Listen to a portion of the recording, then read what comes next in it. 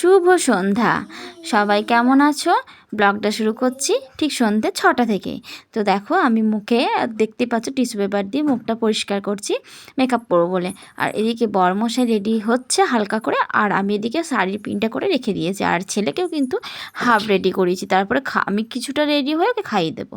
তো দেখো আমি অলমোস্ট মেকআপটা সেরে ফেলেছি। আমি খুব হালকা পাতলায় মেকআপ করি ঘরে যা থাকে টুকিটাকি জিনিস দিয়ে। এবার কাপড়টা জাস্ট পরবো, কিন্তু তার আগে ছেলেকে খাওয়ানোটা আমার বড় দায়িত্ব। তো ওরা বাবা আমার ছেলে মিলে বসে আছে দুজনেতে, দুদিকে ওকে গাড়ি দিয়ে খেলতে বসিয়ে দিয়েছি। তো ওকে খাওয়ানো হয়ে গেছে।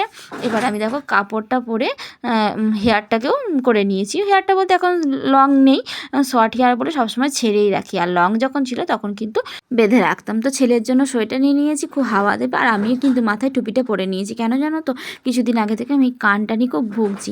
তো সেই কারণে কানে যাতে হাওয়াটা স্পাস না হয় সেজন্য কানের মধ্যে টুপি পরে নিয়েছি।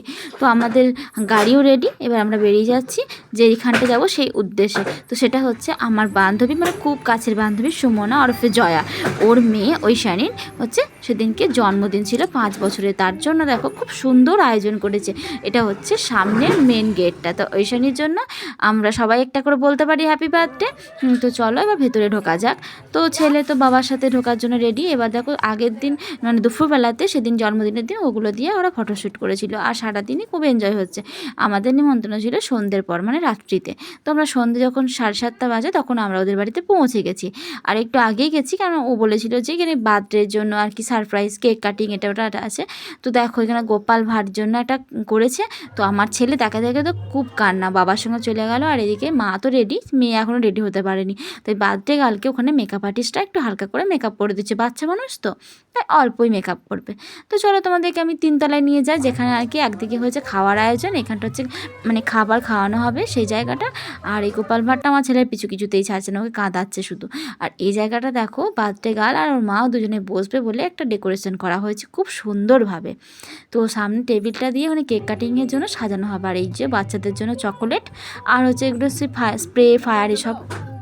তো একটা স্টল হয়েছে, একটা নয় সরি 2টো স্টল হয়েছে। একটা হচ্ছে তোমার পনির পকোড়া, আর একটা হচ্ছে ওই যে কফি। তো আমরা ফার্স্টে গিয়ে আগে ওকে গিফটটা দিয়ে দিলাম। গিফটটা দেওয়ার পরে একটু জাস্ট দাঁড়ালাম কিছুক্ষণের জন্য। কিছুক্ষণ দাঁড়ানোর পরে ওই যে ওর মা দেখছি ডেকোরেশনটা করছে, ওখানে চলে এসছে বার্থডে গার্ল ওপরে। আর এদিকে ওর বাবা পকোড়া খেতে শুরু করে দিয়েছে। তারপরে আমিও কিছু পকোড়া খেয়ে নিলাম।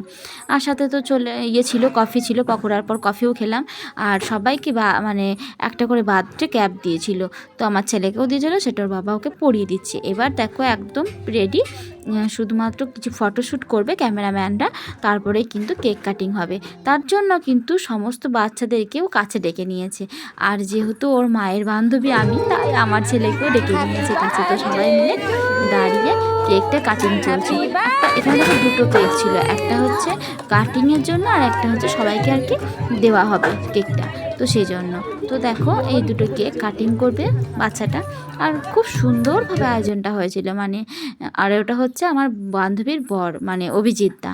উনি একটা সার্ভিস করেন সরকারি, হয়তো রেলের, আমি সঠিক বলতে পারবো না। যাই হোক দাদাটা কিন্তু খুব ভালো, খুব ভালো মনের মানুষ। আমার বান্ধবী তো সত্যি তার তুলনা হয় না। মানে কি বলবো, ছোট থেকে মানে ক্লাস 1 থেকে আমরা একসাথে পড়াশোনা করেছি, আর একই পাড়ার মেয়ে আমরা। তো দেখো এদিকের সমস্ত কিছু হয়ে যাওয়ার পরে এবার খাবার যে জায়গাটা সেই জায়গাটা বসে পড়েছি। তখন বাজে 9টা, কিন্তু খাবার জায়গাটা ভর্তি হতে হতে প্রায় 9:30। কিন্তু আমার ছেলের তো তর্স হয়েছে না, একবার উপরে উঠছে একবার নামছে, তারপরে আবার লাস্ট টেবিলে উঠে নাচতেও শুরু করে দিয়েছে। শেষে ওর বাবা ভয় দেখানোর পরে ও কিন্তু বসে পড়লো। আর আমিও ভাবছি মা সবাই কি বলবে। এরপরে বসে পড়ে কী হবে, এই ফুলদানিটা ফেলে দিচ্ছে, কখনো এটা ওটা করছে। তারপরে চলে এসছে খাবারের মেনু। তো খাবারের মেনু কী হয়েছে, তোমাদের কিন্তু ব্যাগ দিয়েছিল একটা ঐশানী জন্মদিনের জন্য, তাই মিষ্টির জন্মদিনের ব্যাগের মধ্যে দেখিয়ে দিলাম খাবারের মেনু কী হয়েছিল। এখানে হয়েছিল mineral water, fish cutlet, salad, fried rice, chana paneer, সাদা ভাত, খাসির মাংস, পাবদার ঝাল, তারপরে চাটনি, পাঁপড়, পান্তুয়া, কালাকাঁদ, আইসক্রিম আর হজমোলা। তো খুব সুন্দরভাবে আয়োজনটা করেছিল, আর রান্নাবান্নাও হয়েছিল খুব দুর্দান্ত। তো দেখো খাওয়া দাওয়াও হয়ে গেছে, আর ঘড়িতে প্রায় 10টা বেজেও গেছে। এবার বাড়ি যাওয়ার পালা। দেখা হচ্ছে পরের কোনো ভিডিওতে। ভালো